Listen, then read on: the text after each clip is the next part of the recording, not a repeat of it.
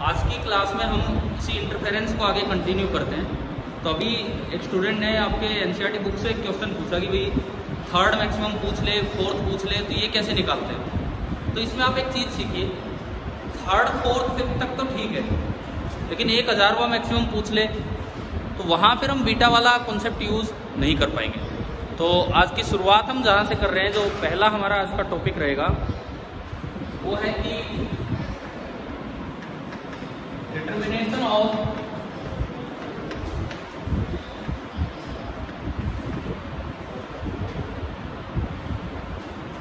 nth fringe या nth bright fringe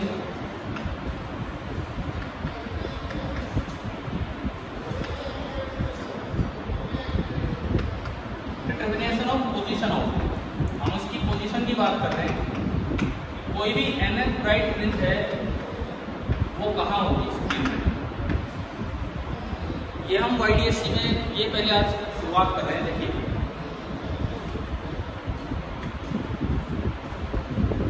main source है S1 S2 symmetrically located है। पिछली क्लास में मैंने बताया था कि अगर मैं इसको थोड़ा ऊपर नीचे करता हूँ तो सेंट्रल फ्रिंज और कहीं शिफ्ट हो जाएगी, बताया था नहीं? ठीक है, ये दूरी स्मॉल डी एंड ये सामने स्क्रीन है जो यहाँ से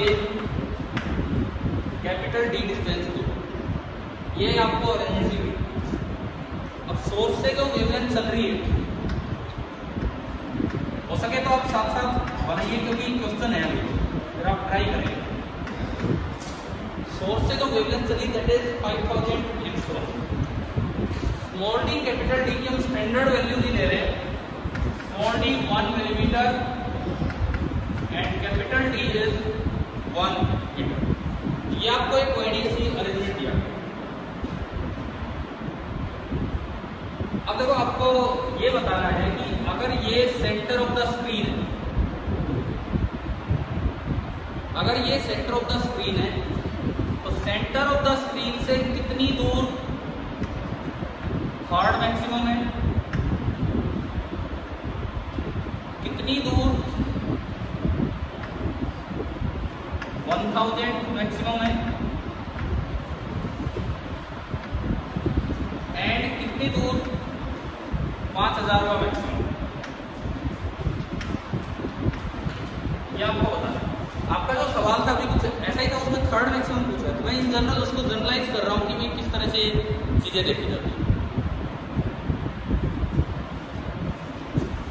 क्वेश्चन बना लिया आपने, इस लाइन को दिख तो रहा होगा ना बोर्ड क्लियर, इसकी वजह से तो कोई डिस्टर्बेंस नहीं। ठीक है, पहले तो बीटा निकालो, फिर उसके बाद हम देखेंगे थर्ड 1000। पहले आप बीटा निकालें।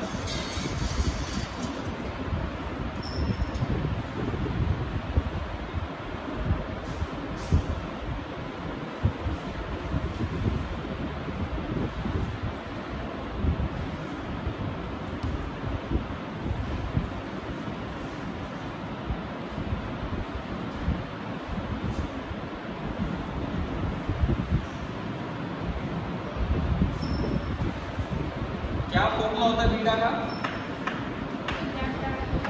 Lambda upon small D into capital D. बताओ इसमें वैल्यूज पुट करके कि बीटा कितना होगा।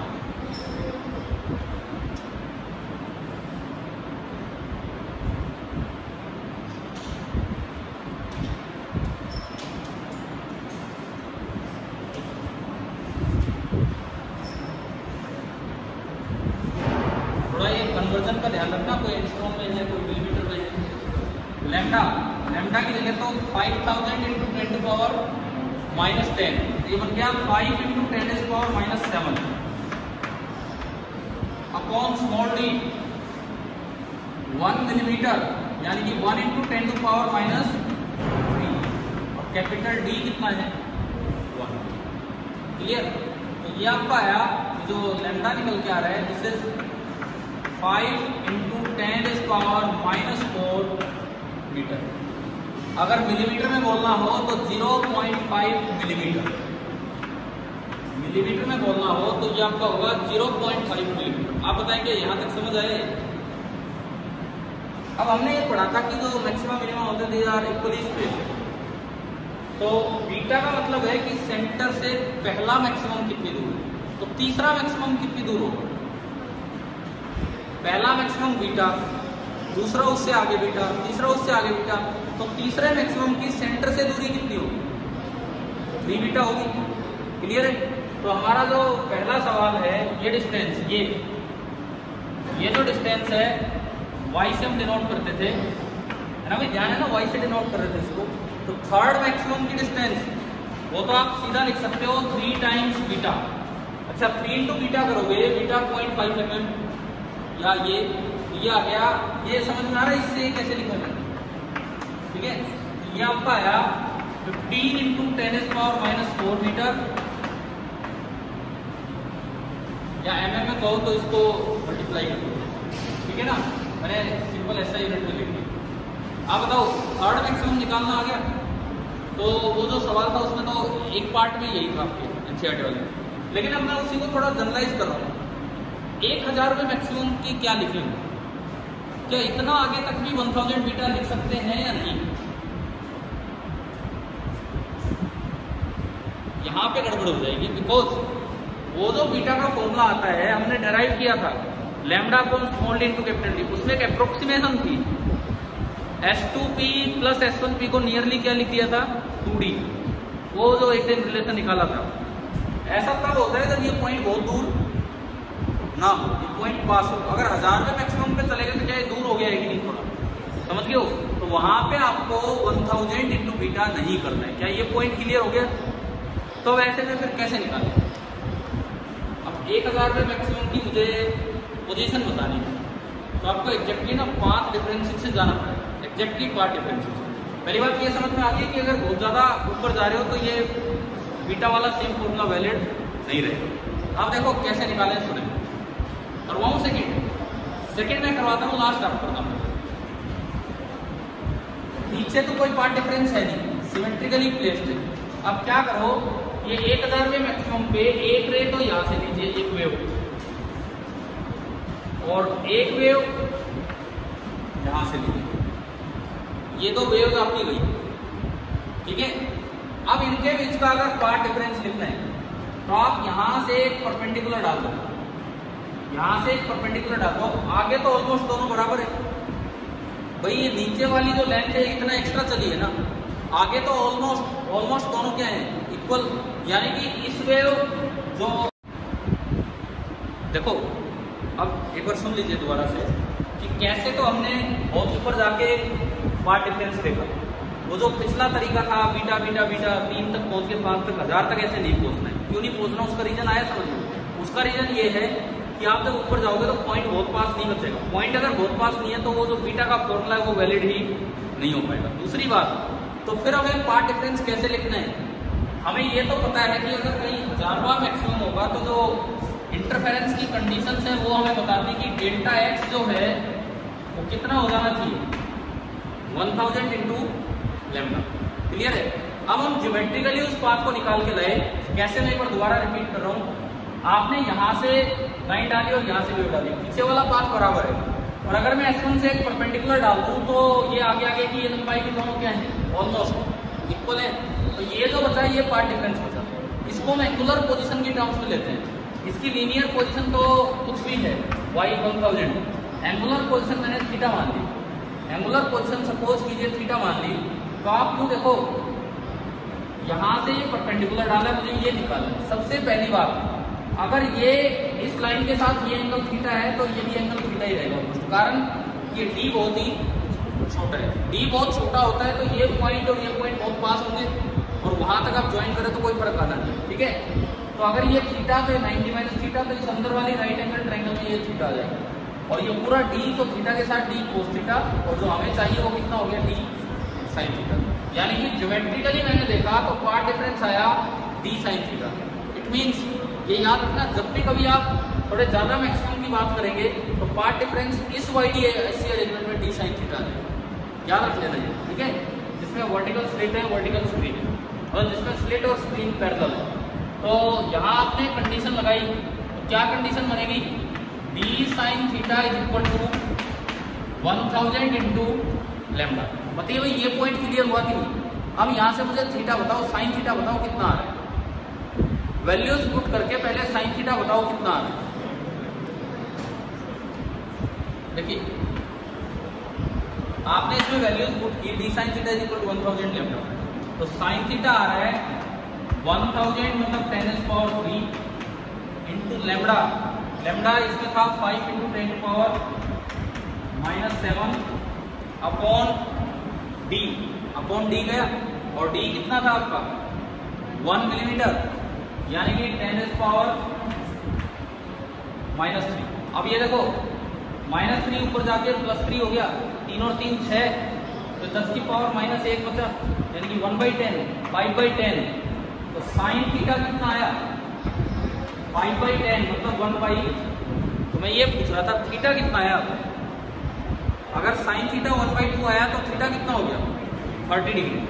इसका मतलब हमें ये पता लग गया कि जो थीटा आ रहा है it is coming out to be 30 degree. अब तो आप ज्योमेट्रिकली पोजीशन बता दो भाई, ये एंगल 30 डिग्री, ये लेंथ कितनी है, पूरी लेंथ 1 मीटर, ये एंगल 30, ये मुझे चाहिए y 1000। तो आप tan 30 का यूज कीजिए, tan 30 degree, tan 30 degree that is equal to perpendicular y 1000 जो मुझे चाहिए अपॉन कैपिटल D, और कैपिटल D आपका है 1, कैपिटल D 1 दिया है क्वेश्चन में, तो y 1000 कितना निकल के आ गया, y 1000 आपका निकल के आया 10 30 एंड दैट इज 1/3 मीटर में आ गया। तो काफी ज्यादा डिस्टेंस, ठीक है, मीटर में आ रहे हैं, कोई मिलीमीटर या सेंटीमीटर या उसमें नहीं जा रहा। आप बताओ ये पार्ट समझ आया क्या था? मतलब अगर 1000वां मैक्सिमम पूछ लिया तो 1000 इंटू मीटर नहीं करते। क्लियर हो गया सभी को? हाँ जी, अब आप बताओ क्या करें।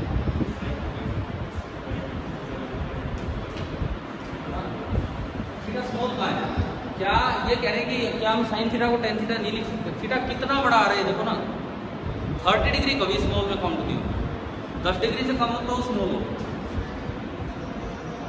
क्या दूसरा पार्ट आ गया सभी को समझ? तो थर्ड ट्राई कीजिए।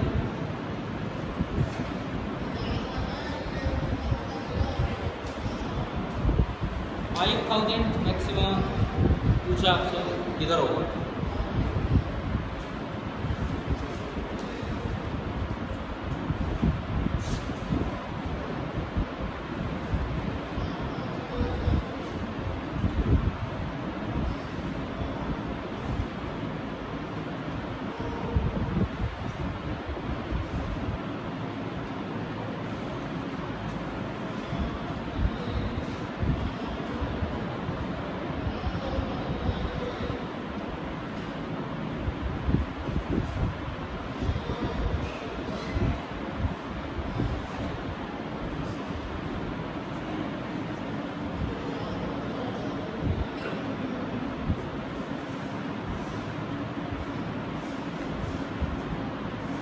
चेंज तो कर रहे हो ना, ये चेंज तो एक ही है। देखो मान लो मैंने यहाँ पे 5000 कर दिया,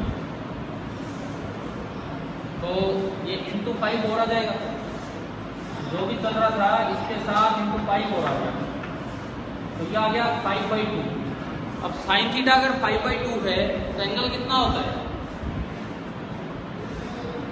भाई? चेंज क्या है वो देखिए आपको, चेंज यही है कि वो 5000 लैम्डा से इक्वेट किया, तो साइन थीटा अगर 5/2 है तो एंगल कितना है? क्या साइन थीटा 1 से बड़ा हो सकता है? क्या पॉसिबल है ये? तो ये तो पॉसिबल ही नहीं है। इसका मतलब 5000वां मैक्सिमम तो मिलेगा ही नहीं। ठीक है, समझ गए? कभी उसमें कोई टिक कर आओ इनवर्स वगैरह का बना के और इस तरह से, इसका मतलब नॉट पॉसिबल। तो 5000वां मैक्सिमम तो आपको मिलेगा ही नहीं। समझ में आ रहा है ना किस तरह से आगे बढ़े इसमें? तो अगर पूछा जाए मैक्सिमम कहाँ से कहाँ तक ये मिल सकता है, ज्यादा से ज्यादा कौन सा मैक्सिमम मिलेगा, ये कैसे होता है? स्क्रीन पे ज्यादा से ज्यादा कौन सा मैक्सिमम मिल सकता है, ये कैसे होता है?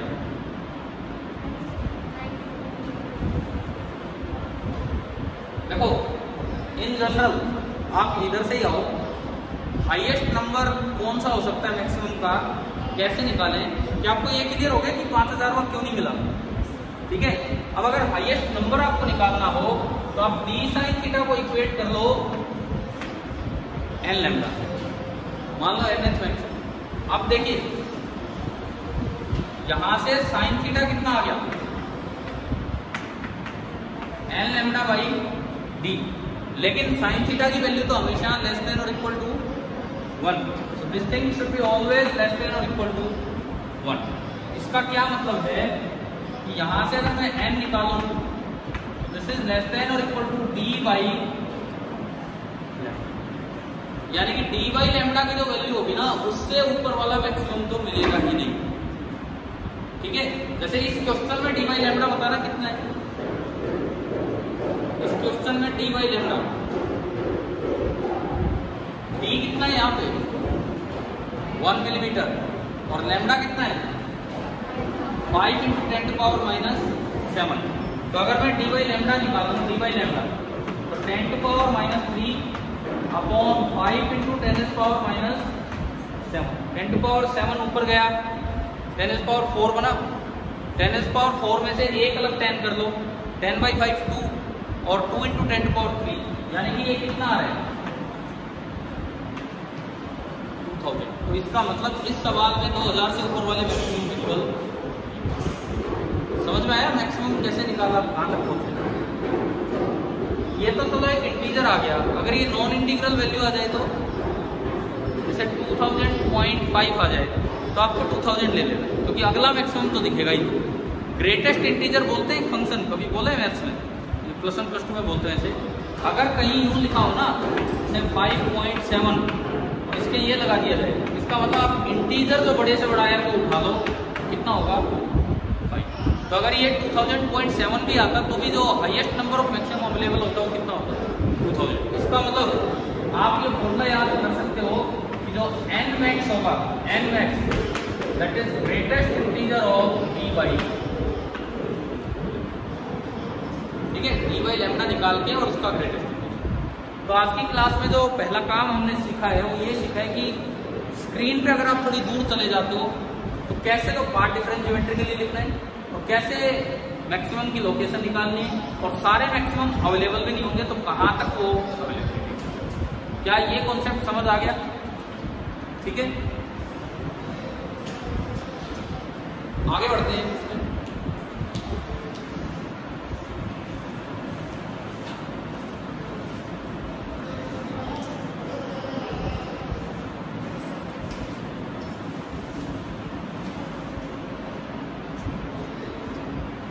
देखो ये YDSC में ही थोड़े थोड़े चेंजेस होने हैं। जैसे पहला चेंज हमने देखा कि हम स्क्रीन पे थोड़ा ज़्यादा दूर तक चले गए, स्क्रीन पे ज़्यादा दूर तक चले गए तो पहला चेंज हमने देख लिया। ठीक है, अगली चीज़, मान लो स्लिट को हॉरिजॉन्टल कर दिया जाए। ये देखिए आप, सपोज हम ऐसा इंटरफेरेंस लें जिसमें स्लिट्स तो हॉरिजॉन्टल है, स्लिट्स तो हॉरिजॉन्टल है और जो स्क्रीन है, स्क्रीन वो कैसी है, बिल्कुल वर्टिकल। स्क्रीन वर्टिकल है और स्लिट हॉरिजॉन्टल। जैसे इस तरह का कुछ बना दिया जाए कि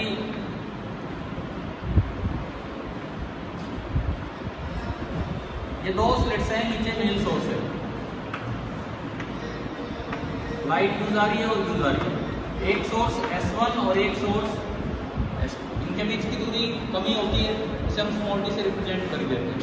ठीक है, एक पर्टिकुलर एग्जांपल लेने के लिए से D है, लेट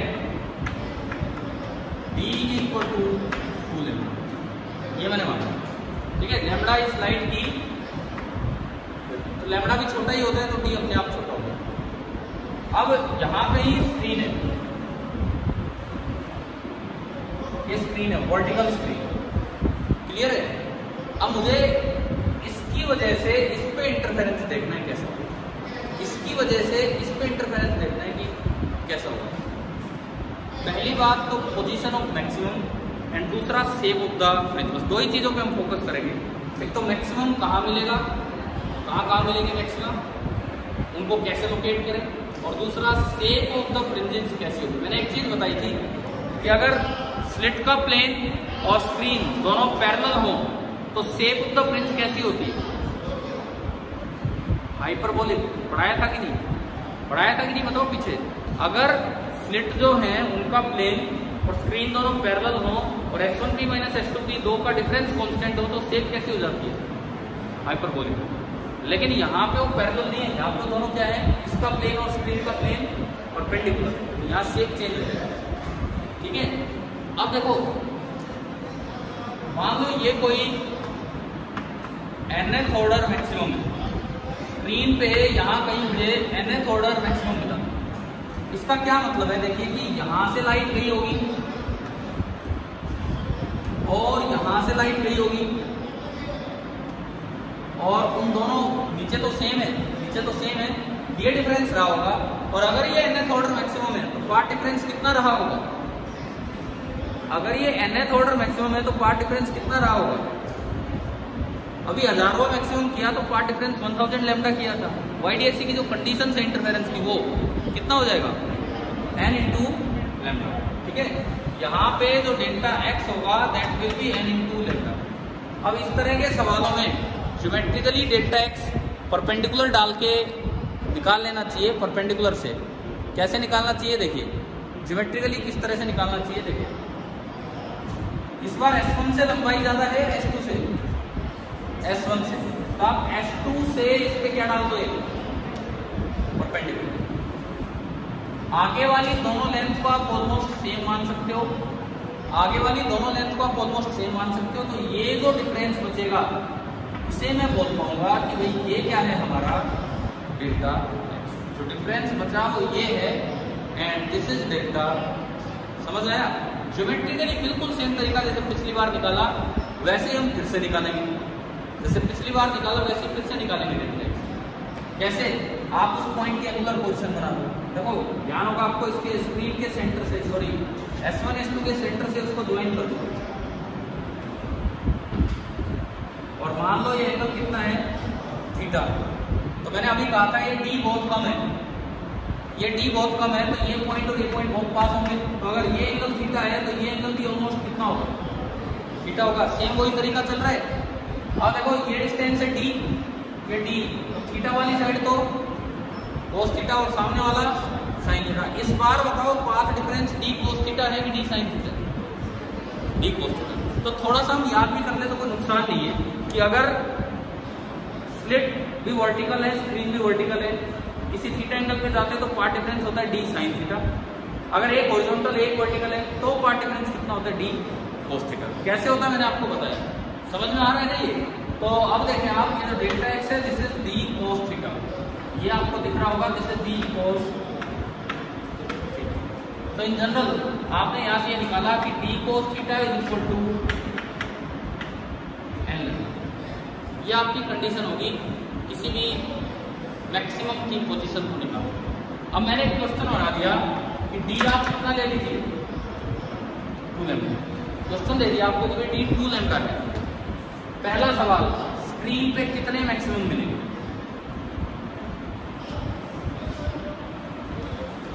अच्छा चलो ऐसे आप नहीं निकाल रहे डायरेक्ट, या निकाल सकते हो तो बताओ स्क्रीन पे कितने मैक्सिमम मिलेंगे।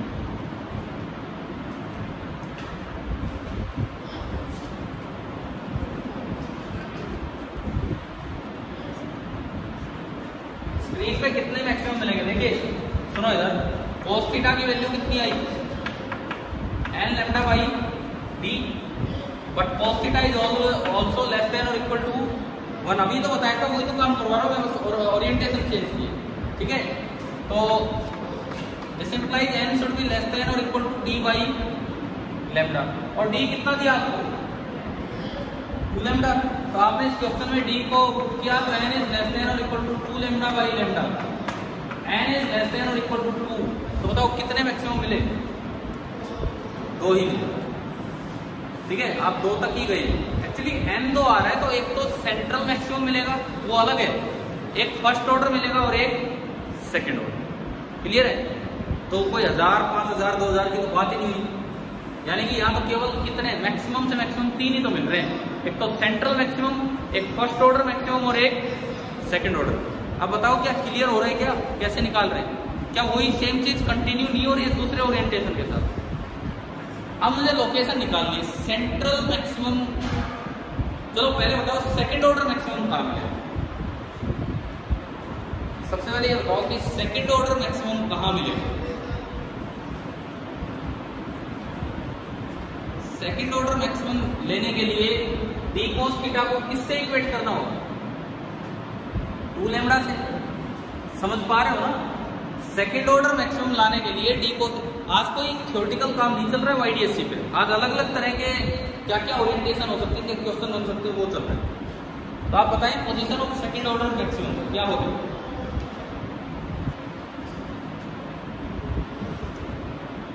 उसके लिए डी कोस थीटा को 2 लैम्डा से इक्वेट करो। डी की जगह पे 2 लैम्डा पुट कर दो।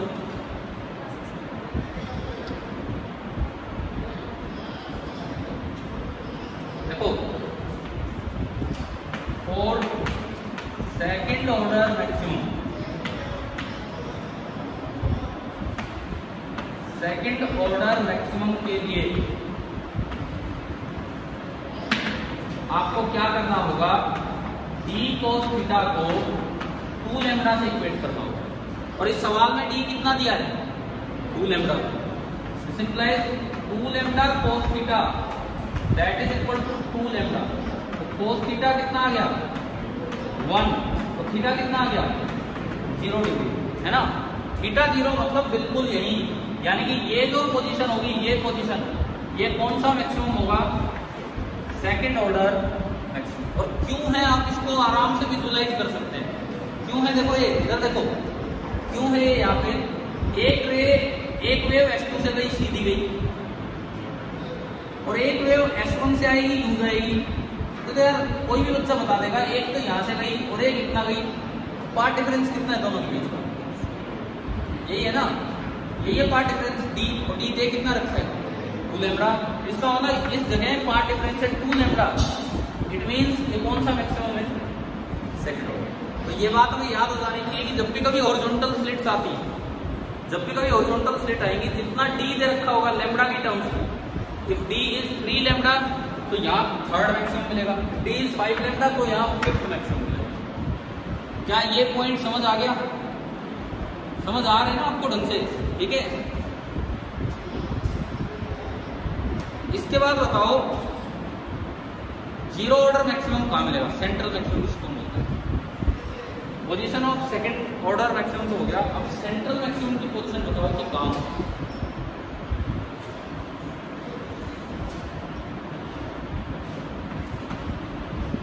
सेंट्रल मैक्सिमम के लिए पाथ डिफरेंस कितना करना होता है?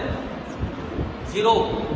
सेंट्रल मैक्सिमम के लिए पाथ डिफरेंस आपको 0 करना होता है, यानी कि कोस थीटा 0 आ गया। अगर कोस थीटा 0 आ गया तो थीटा कितना होगा? 90 डिग्री। अब 90 डिग्री का क्या मतलब है? थीटा 90 मतलब बहुत ही दूर, थीटा 90 मतलब इंफिनिटी पे, जहां जाके स्क्रीन खत्म हो जाएगी वहां, तो सेकंड ऑर्डर भी विजिबल नहीं होगा। समझ रहे हो? समझ लो, सेकंड कह रहा हूँ, सॉरी सेकंड बोल गया मैं। सेंट्रल मैक्सिमम भी विजिबल नहीं होगा, यानी कि ये आपको मिलेगा at infinity, very far away on the screen. और क्यों वहां सेंट्रल मैक्सिमम है, इसको भी आप फिजिकली विजुलाइज कर सकते हो। कारण सुनो, जब बहुत दूर पॉइंट होगा, बहुत दूर, तो चाहे S2 से रेज है और S1 से रेज है, दोनों की लेंथ ऑलमोस्ट क्या होगी? सेम होगी।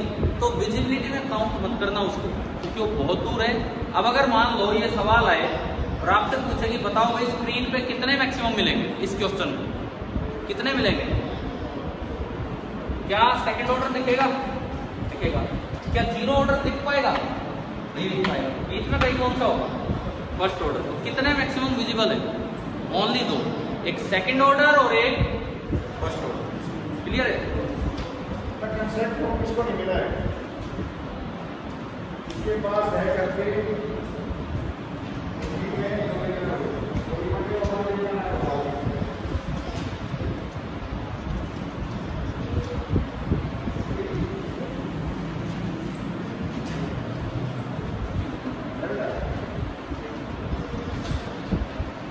बच्चे को लेके आना तो आज कंप्लीट करके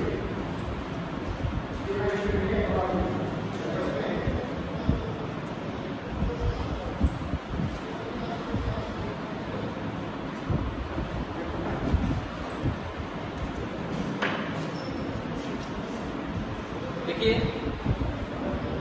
कंटिन्यू करते हैं अपना काम। सेकंड ऑर्डर मिलेगा, फर्स्ट ऑर्डर मिलेगा, जीरो ऑर्डर दिख नहीं पाएगा तो उसे काउंट नहीं करना है। पहले बताओ क्या यहाँ तक समझ आया कि नहीं आया?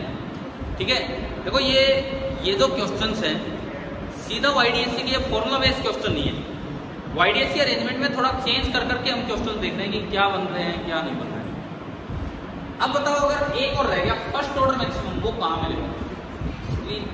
हाँ ठीक है, लेकिन उसकी अगर ये पोजीशन पूछे तो उसके लिए फिर आपको D की जरूरत पड़ेगी। आप भी ट्राई कर दीजिए, उन्होंने लगभग आंसर दिया है। फर्स्ट ऑर्डर मैक्सिमम कहाँ मिलेगा?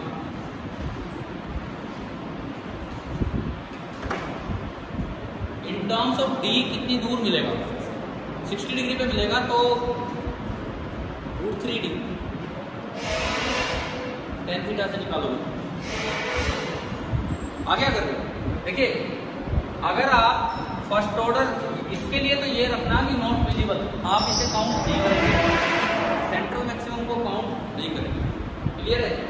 अब अगर मैं यहीं पे आपको दिखाऊं फर्स्ट ऑर्डर, सबसे ने आंसर निकाल भी लिया है। फर्स्ट ऑर्डर मैक्सिमम के लिए D cos थीटा कितना रखना होगा? लैम्डा। देखो YDSC बस इतना जरूरी इसलिए था कि वही कंडीशन सभी सवालों में काम आ रही। ठीक है, D cos theta is equal to lambda, D है 2 लैम्डा, तो 1/2 आ गया, तो थीटा कितना आ गया आपका? 60 डिग्री। और अभी मैंने बताया था अगर थीटा 60 आ जाता है तो उसके बाद आप tan थीटा का यूज कीजिए। tan 60 degree is equal to D upon ये Y।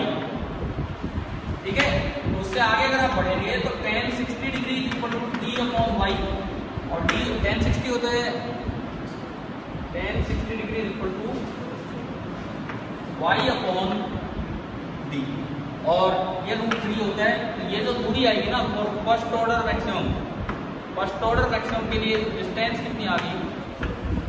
√3 अंडर √3।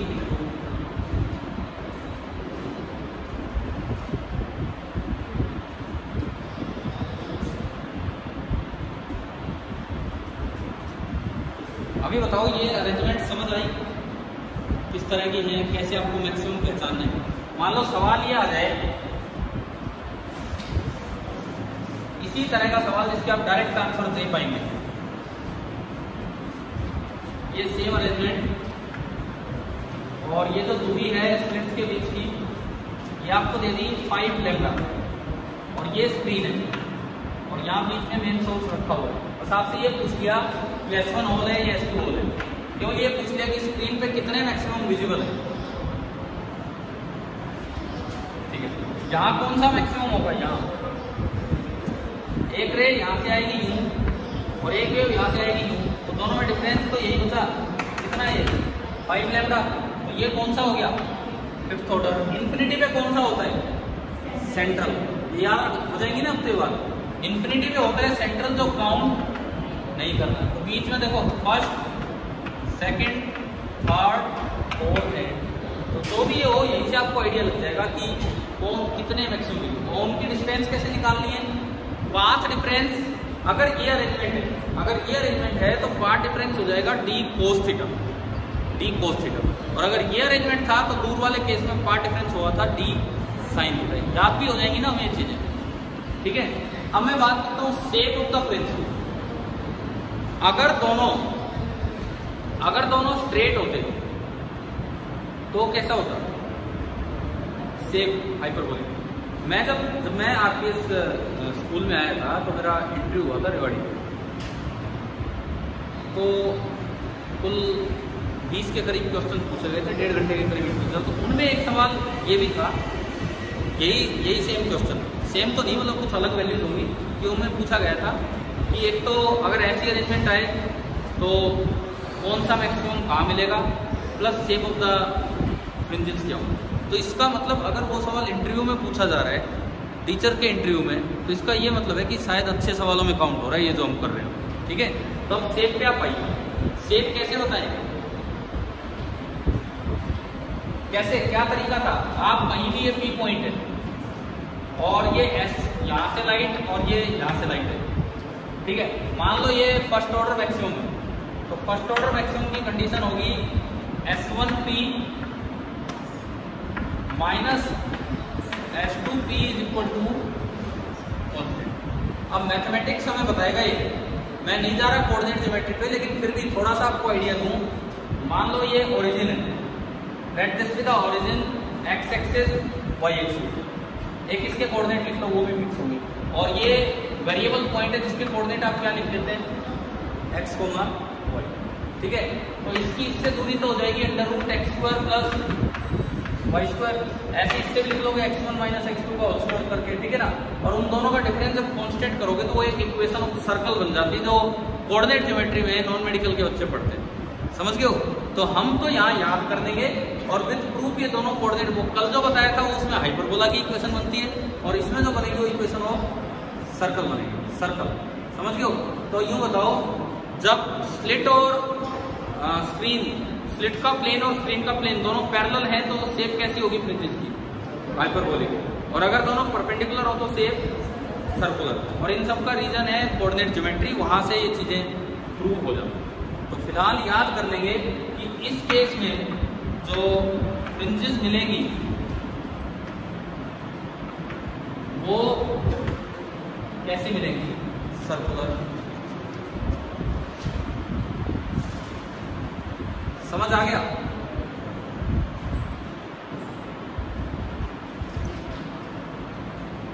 बस फ्रिंजेस की शेप आपसे दो ही केस में पूछी जा सकती है, केवल दो केस में, या तो पैरेलल या फिर परपेंडिकुलर। बिकॉज फिर बाकी चीजों में थोड़ा मैथमेटिक्स इन्वॉल्व हो जाता है। आप इक्वेशन लिख दोगे लेकिन ये नहीं समझ पाओगे कि वो किस शेप की इक्वेशन, जैसे कैसे लिखनी इक्वेशन अभी बताया मैंने कैसे लिखनी, इसका ये डिस्टेंस माइनस ये डिस्टेंस एक्स वाई में बनेगा कुछ, और उसको कांस्टेंट करना है डिफरेंस को, क्यों बनेगा। अब अगला सवाल मैं आपको देता हूं, अगर ये हॉरिजॉन्टल स्लिट समझ आ गया है तो एक, अब आप दिमाग लगाइए कि कैसे क्या होगा। मैं बस ये चेंज कर रहा हूं, स्क्रीन को मैं सर्कुलर ले रहा हूं और हम केवल आपसे मैक्सिमम की पोजीशन पूछेंगे कि मैक्सिमम कहाँ हो। स्क्रीन को मैंने सर्कुलर कर दिया, कैसे देखिए, सपोज एक क्वार्टर सर्कल है, क्वार्टर मतलब 1/4, एक बड़ा सा सर्कल है जिसका रेडियस काफी ज्यादा है, रेडियस है r and r is very very much greater than the wavelength of light। और यहां मैं एक डबल स्लिट अरेंजमेंट बना रहा हूं, यहां समझ गए हो क्या अरेंजमेंट, वही इसके नीचे मेन सोर्स S1 S2 और यहां से जो लाइट चलती है उसकी वेवलेंथ है लैम्डा, और इन दोनों के बीच की जो डिस्टेंस है दैट इज 3 लैम्डा। ओनली आपको ये बताना है कि how many maxima will be visible on the screen, केवल आपको ये बताना है कि how many maxima will be visible on the screen.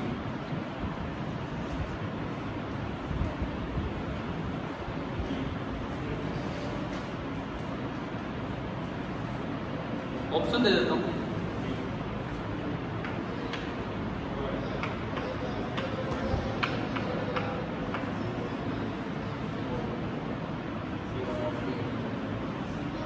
अभी तो 3 कर देते हैं, 4 पे आ गए।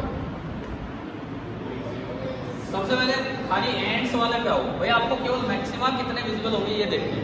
देखो इस तरह के अलग अलग क्वेश्चंस करने से आपको लगभग इंटरफेरेंस क्लियर हो जाएगा। भाई कोई अरेंजमेंट आ जाओ, YDSC रटने की जरूरत नहीं है, हम हर एक में ये बातें बता देंगे, ठीक है। यहाँ अगर आप देखते हो तो दोनों लाइट को आने दो, ये भी आएगी ये भी आएगी, पीछे वाली एक्स्ट्रा चली, कितना एक्स्ट्रा चली 3 लैम्डा, यानी कि यहाँ कौन सा मैक्सिमम, थर्ड ऑर्डर मैक्सिमम। अब यहाँ देखो, यहाँ क्या ये दोनों ऑलमोस्ट बराबर है कि नहीं, है ना, तो दोनों लेंथ ही बराबर है तो डेल्टा x 0 हो गया। तो ये कौन सा मैक्सिमम, सेंट्रल, ये विजिबल में काउंट होगा कि नहीं इस पर, होगा, वो इंफिनिटी पे नहीं बन रहा है। तो बीच में सेंट्रल की तरफ एक जगह क्या आएगा, फर्स्ट ऑर्डर, एक जगह क्या आएगा सेकंड ऑर्डर, और ये तो टोटल कितने मैक्सिमम विजिबल होगा। समझ में आया? कैसे भी यूज चेंजेस करके दिए जा सकते हैं।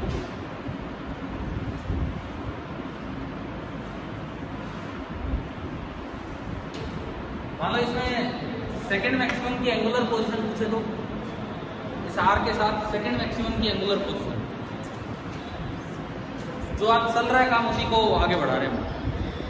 इस आर के साथ, इस लाइन के साथ, आर वाली लाइन के साथ सेकंड मैक्सिमम की एंगुलर पोजीशन ये बताना।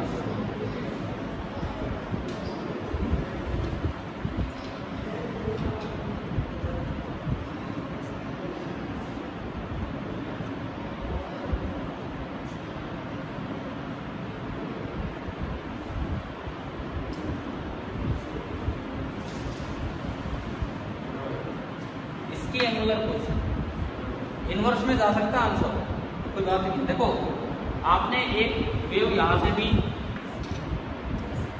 और एक वेव यहां से दी, तो हमने सीख लिया क्या करना होता है, कैसे निकाले पार्ट डिफरेंस। एक चीज तो ये है, अगर ये सेकंड मैक्सिमम है तो delta x should be equal to 2 lambda, और यहां से देखें तो आप क्या डाल दीजिए इस पे परपेंडिकुलर, समझ रहे हो है ना। तो मुझे ये चाहिए, ये होगा मेरा डेल्टा एक्स, ये होगा मेरा डेल्टा एक्स। उसके लिए आप एंगुलर पोजीशन बनाओ। एंगुलर पोजीशन कहां से बनाए, बिल्कुल सेंटर से। ये मुझे बताना है थीटा, क्योंकि ये डी बहुत कम है, तो अगर यहां से थीटा तो पीछे वाले से भी आप कितना बोल सकते हैं थीटा, सेम चीज आ रही है ना। अब ये डी और ये एंगल थीटा, तो ये path difference D cos theta भी D sine theta, D cos theta, यानी कि यहां से अगर मैं देखता हूं तो पार्ट डिफरेंस आ रहा है कितना, डी कोस थीटा, और वहां से देख रहा हूं तो 2 लैम्डा, और डी कोस थीटा कितना दिया है ना, डी कितना दिया है, डी 3 लैम्डा। तो मैंने वो इक्वेट किया तो 3 lambda into cos theta that is equal to 2 lambda. यहां से कोस थीटा कितना आ गया 2/3। तो पोजीशन आ गई, एंगुलर पोजीशन में इनको बताया जाएगा लीनियरली कि स्ट्रेट डी है। Theta equal to cos inverse 2/3 पे आपका सेकंड ऑर्डर मैक्सिमम। फर्स्ट की और बता दो ताकि फिर चारों लोकेट ही हो जाए। फर्स्ट ऑर्डर मैक्सिमम कहाँ होगा ये और बता दो, जहां भी होगा यहां होगा। तो थीटा ज्यादा आना चाहिए कम आना चाहिए, थीटा इससे ज्यादा आएगा कम आएगा, फर्स्ट ऑर्डर के ज्यादा, मतलब कोस थीटा कम आएगा ज्यादा आएगा, कम पता है नहीं हमें, थीटा मतलब इस बार कोस थीटा कम आना चाहिए। तो इस बार मैं ऊपर जाऊँ मैं डायग्राम चेंज नहीं कर रहा हूँ, बस कंडीशन चेंज करो। यहाँ से तो वही बन रहा है डी कोस थीटा, और वहाँ 2 लैम्डा की बजाय क्या कर देंगे लैम्डा, तो डी कोस थीटा मतलब 3 lambda, cos theta is lambda, cos theta is 1/3। Cos theta कम आ गया तो थीटा ज्यादा आ गया, यानी कि थीटा आपका हो जाएगा कोस इनवर्स ऑफ 1/। तो अब आप बताओ, अभी इस लेक्चर में मेनली हमने अलग अलग ओरिएंटेशन लेके ये सीखा है कि कैसे YDST वाली सेम कंडीशंस वैलिड हो। हाँ ये याद रखना, कब तो डी कोस थीटा से निकालना, कब डी साइन थीटा से। और एक मेन बात वो कि वो हर बार बीटा बीटा बीटा मत करते जाना। इन जनरल हम लिख देते हैं कि अगर एक मैक्सिमम बीटा दूर है तो nth मैक्सिमम n बीटा दूर है, लेकिन वो तभी जब n स्मॉल हो। अगर 1000वें मैक्सिमम पे चले गए, 5000 पे चले गए तो वो नहीं लिख पाएंगे। अब लिख लो, अगर कुछ लिखना है, कुछ नोट करना है तो कर सकते हैं।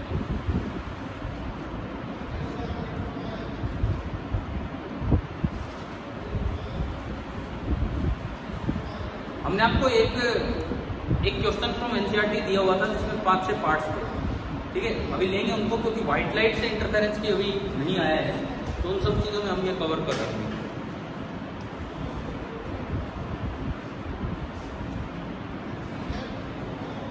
कल की क्लास में पूरी इंटरफेरेंस पे ही होगी, और HC वर्मा का चैप्टर 17 उसमें अच्छे सवाल है इंटरफेरेंस पे।